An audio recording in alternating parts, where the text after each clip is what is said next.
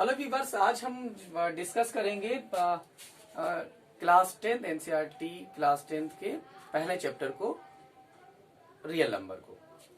Real number में हमने सारी चीजें पढ़ रखी हुई हैं। आप जानते हैं रियल नंबर क्या है। रियल नंबर में वो सारे नंबर होते हैं जो नंबर लाइन पे शो हो जाते हैं, वो सारे नंबर रियल नंबर होते हैं।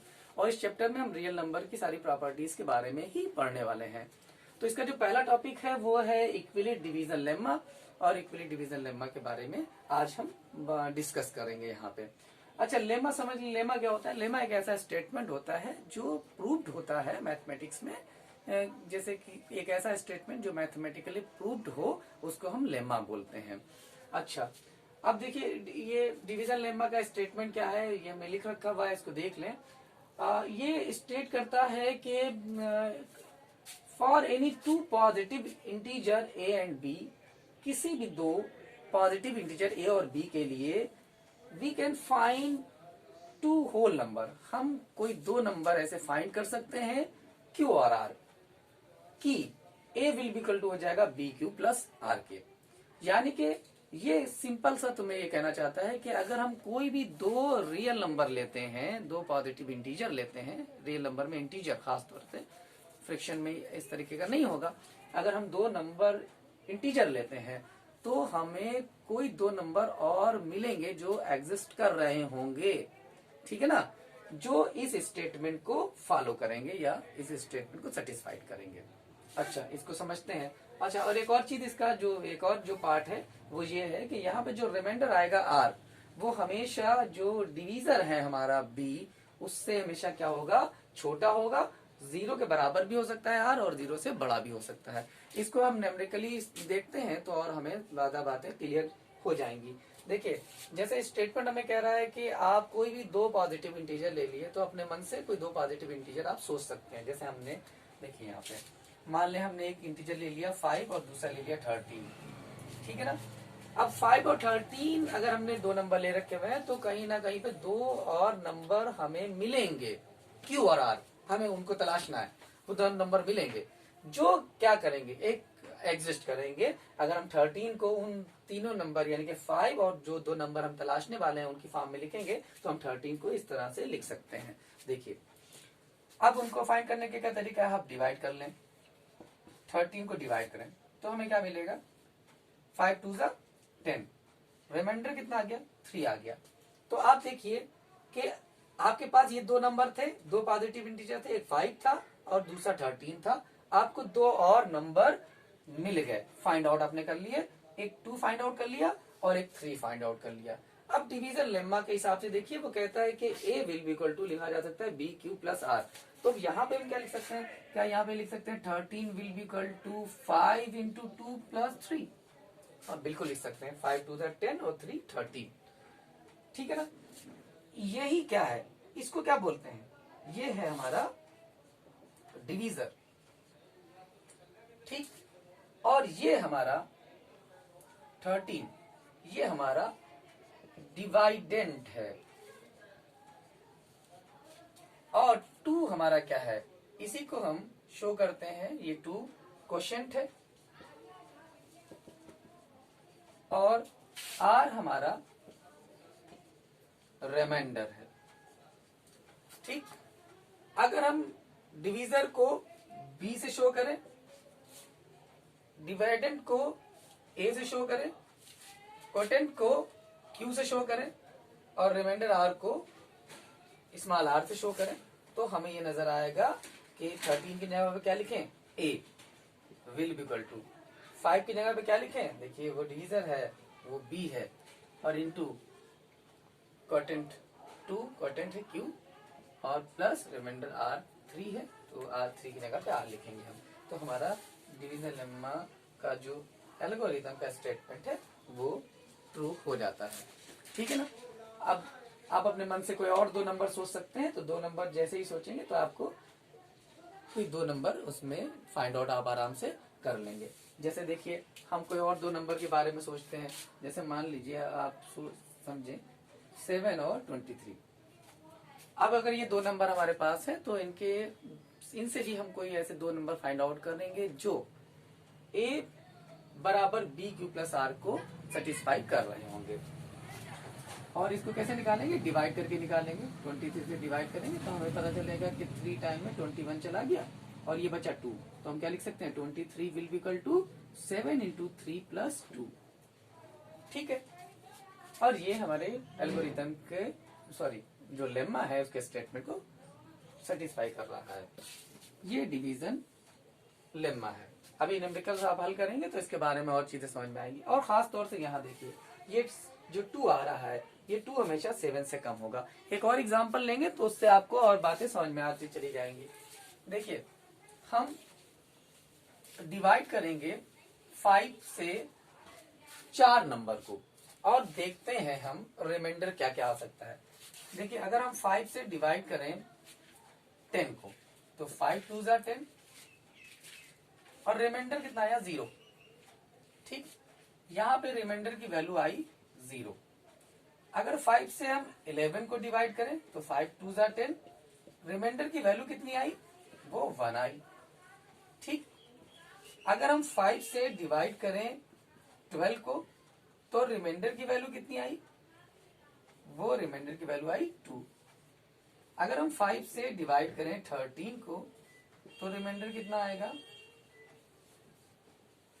तो रिमाइंडर आएगा 3। इसी तरीके से अगर हम 5 से डिवाइड करें 14 को तो रिमाइंडर कितना आएगा, तो रिमाइंडर आएगा 4।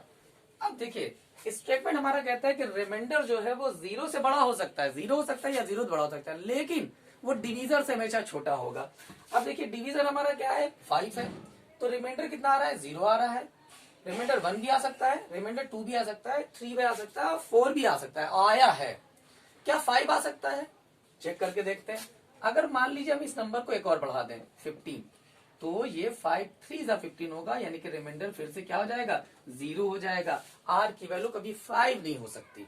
बिल्कुल सीधी सी बात है और ये आपकी समझ में भी आ रही होगी। ठीक है ना। अब हम इस डिवीजन लेम्मा से मैथ कुछ प्रॉपर्टीज को सॉल्व करेंगे, कुछ नंबर को सॉल्व करेंगे, तो उससे और ज्यादा आपके कॉन्सेप्ट क्लियर होते चले जाएंगे। तो हम कुछ क्वेश्चंस करते हैं, उनसे हम इनके बारे में समझते हैं। देखिए, एक प्रॉब्लम को हम सॉल्व करेंगे इक्वली डिवीजन लेम्मा की हेल्प से। देखिए, क्वेश्चन कह रहा है कि show that every positive integer is of the form 2q, कि हम पॉजिटिव इंटीजर को पॉजिटिव इवन इंटीजर को हम किस फॉर्म में लिख सकते हैं, 2q की फॉर्म में लिखते हैं, और इवन पॉजिटिव ऑड इंटीजर को हम किस फॉर्म में लिखते हैं, 2q + 1 के फॉर्म में लिखते हैं। ये वो कह रहा है कि आपको शो करना है कि ऑड नंबर को हम 2q + 1 की फॉर्म में लिखते हैं और इवन नंबर को 2q की फॉर्म में लिखते हैं। चलिए इसको प्रूफ करके देखते हैं डिवीजन लेम्मा से। अब मान लेते हैं कि let a b any number, हमारे पास कोई एक नंबर है ए, ठीक है ना। अब हम इसको डिवाइड किससे करेंगे, तो अगर हमें इवन ऑड चेक करना है तो डिवीजन हमारा 2 होना चाहिए, यानी कि बी की वैल्यू कितनी हो जाएगी, वो हो जाएगी 2। कोई दिक्कत वाली बात है इसमें नहीं है। तो डिवीजन लेम्मा की फॉर्म में अगर हम लिखें तो, और मान लेते हैं क्वोशिएंट हमारा q है और रिमाइंडर r है, और इसी को लिख लें कि if quotient is q and remainder is small r, अगर क्वोशिएंट q और रिमाइंडर स्मॉल r है, देन हम क्या लिख सकते हैं, then a will be equal to कितना हो जाएगा, 2q + r। ठीक है ना, हमारे पास स्टेटमेंट पता है, a will be equal to bq + r होता है, b की जगह पे 2 है तो 2q + r हो जाएगा।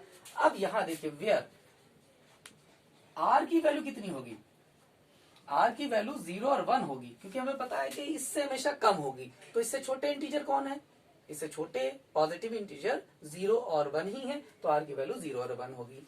अब हम एक एक बार r की वैल्यू रख के इसको देखेंगे।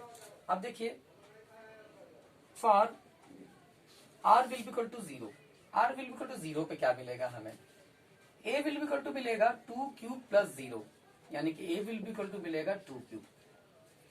अब इस नंबर को देखो, एक नंबर है जिसको 2 फैक्टर है, एक तो 2 है और दूसरा क्या है, q है।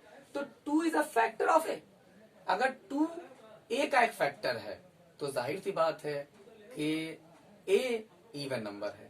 सोचिए जरा कि अगर आप लिखेंगे 12, तो 12 को का अगर हम प्राइम फैक्टर करेंगे तो कहीं ना कहीं हमें 2 मिल जाएगा, क्योंकि ये इवन नंबर है। देखो 12 को क्या लिख सकते हैं, 2 इंटू 6 लिख सकते हैं कि नहीं लिख सकते हैं, तो 2 इज अ फैक्टर आएगा कि नहीं आएगा। तो इवन नंबर में ही फैक्टर आ सकता है, ऑड में नहीं आ सकता। सोचो जरा, अगर आप 13 को लिखना चाहो और उसका एक फैक्टर 2 लिखना चाहो, क्या आप लिख सकते हो ऐसा? नहीं लिख सकते। आपको कोई भी नंबर नहीं मिलने वाला कि जिसको 2 से मल्टीप्लाई करो 13 आ जाए। तो इवन नंबर, जैसे 2 अगर किसी नंबर का फैक्टर है तो ये शर्त है या ये शो करता है कि वो इवन नंबर है। समझ में आ रही? और 2 अगर फैक्टर नहीं है तो ये शो करता है कि वो इवन नंबर नहीं है। तो यहाँ पे हमें क्या दिख रहा है, a विल इक्वल टू आ गया 2 क्यूब प्लस 2 क्यू आ गया, तो 2 इज अ फैक्टर है, इसलिए a क्या है, इवन नंबर है। इसी चीज को हम लिखेंगे since 2 is a factor of a, 2 a का एक फैक्टर है, hence a is even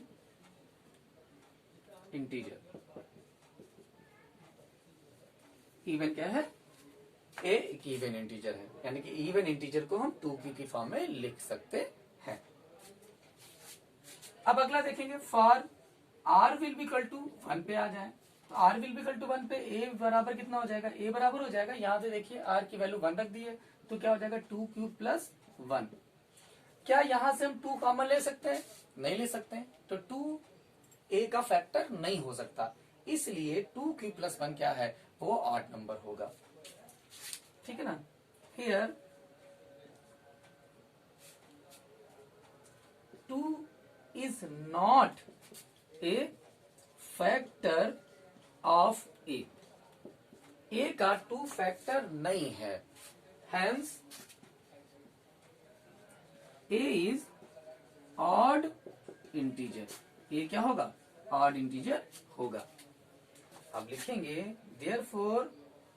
therefore even integer can written in the form 2q and odd integer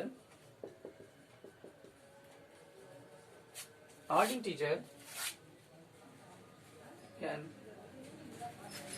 written in the form 2q plus 1. That's all. Now we solve another problem. यहाँ पे question है जो कह रहा है कि show that any positive odd integer is of the form of 4q plus 1 and 4q plus 3 where q is a some integer.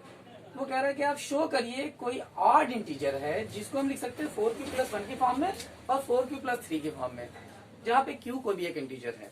देखिए इसको सॉल्व करना भी बहुत आसान है। हम मान लेंगे let a b any number, कोई एक नंबर है, ठीक है ना।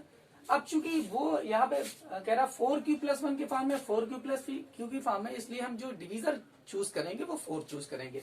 यहाँ पे b विल इक्वल टू कितना ले लेंगे, हम 4 ले लेंगे, और मान लेते हैं कि b से a को डिवाइड करने पर रिमाइंडर हमारा r आता है और क्वोशेंट हमारा q आता है।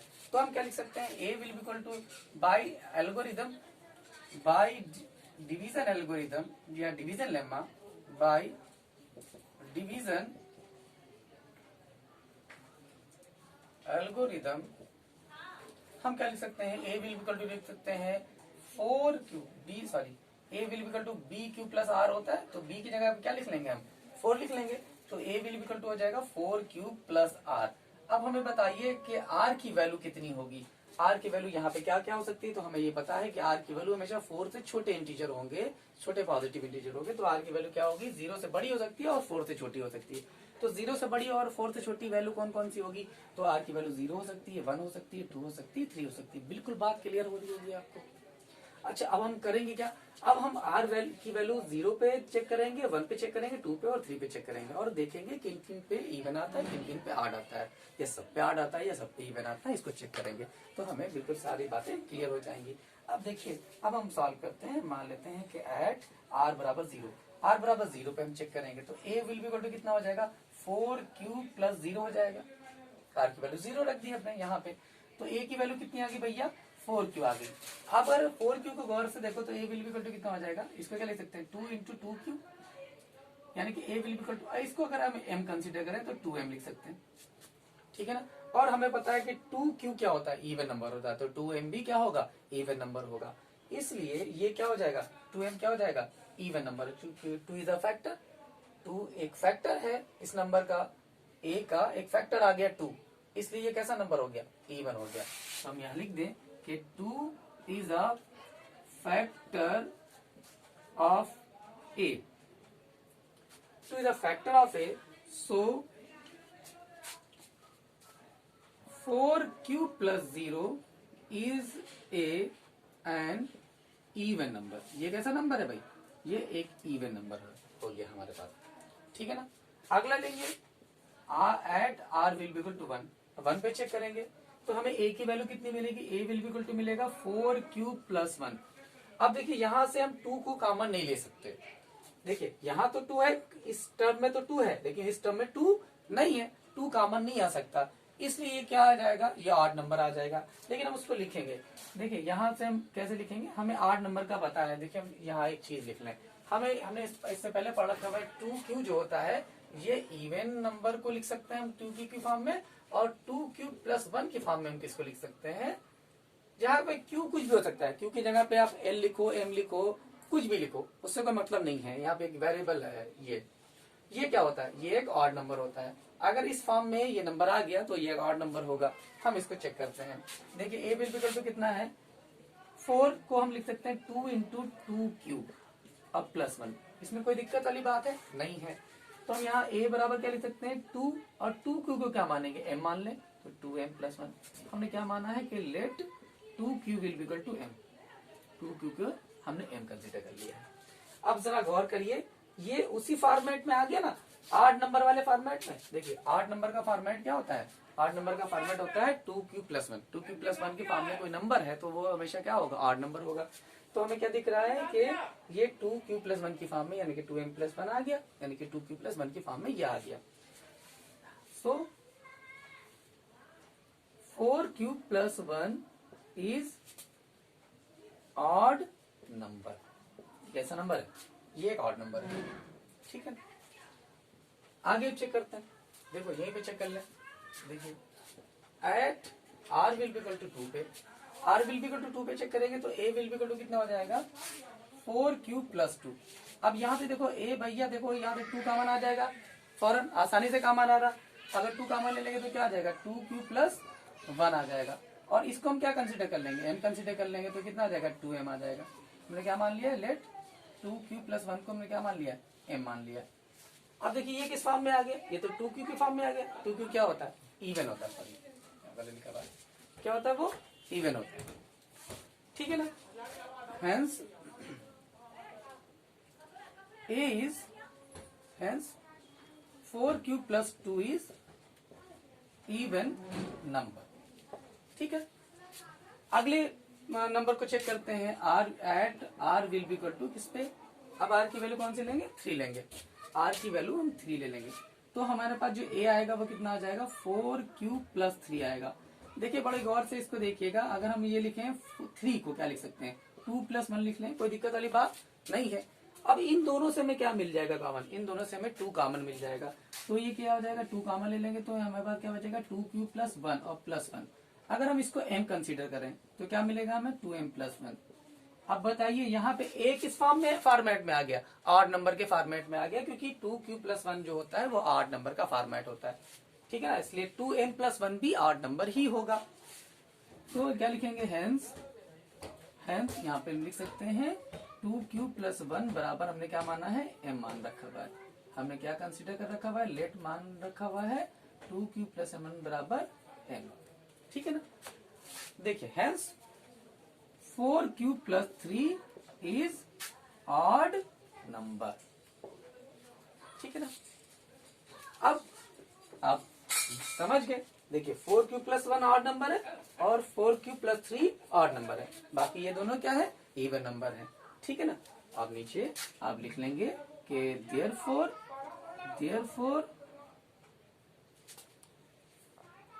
4q plus 1 and 4q plus 3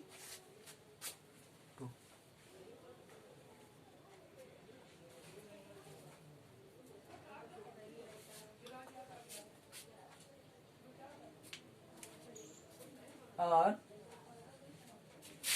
odd number. ठीक है ना, हमें यही शो करना था। Thank you. देखेंगे, देखो क्वेश्चन कह रहा है कि prove that the square of any positive integer is of form 5q 5q plus 1 और 5q plus 4। यानी कि हम किसी भी इंटीजर का, कोई भी पॉजिटिव इंटीजर है, अगर हम उसका स्क्वायर करते हैं तो वो 5q की फॉर्म में आएगा, या 5q plus 1 की फॉर्म में आएगा, या 5q plus 4 की फॉर्म में आएगा। हम यहाँ पे मान लेंगे कि let a b any integer, ये कोई एक हमारा इंटीजर है, एक ए हमारा इंटीजर है, और यहाँ पे डिवीजर जो हम चूज करेंगे वो कि b इज इक्वल टू 5 लेंगे। तो और अगर क्वोटिएंट हमारा q आ रहा है और रिमाइंडर r आ रहा है, तो a will be equal to कितना हो जाएगा 5q प्लस r। ठीक है, अब देखिए यहाँ पे r के जो केसेस होंगे वो क्या होंगे, r की वैल्यू हमेशा 5 से कम होगी। इसका मतलब क्या क्या हो सकती है, 0 हो सकती है, 1 हो सकती है, 0 हो सकती है, 1 हो सकती है, 2 हो सकती है, 3 हो सकती है और 4 हो सकती है। ये 5 केसेस हमारे पास आएंगे। अब इन पांचों केसेस पे हम वैल्यू रखेंगे, फिर उसका स्क्वायर करेंगे, फिर देखेंगे वो 5q की फॉर्म में आ रहा है या नहीं आ रहा है। अच्छा, चलिए देखते हैं।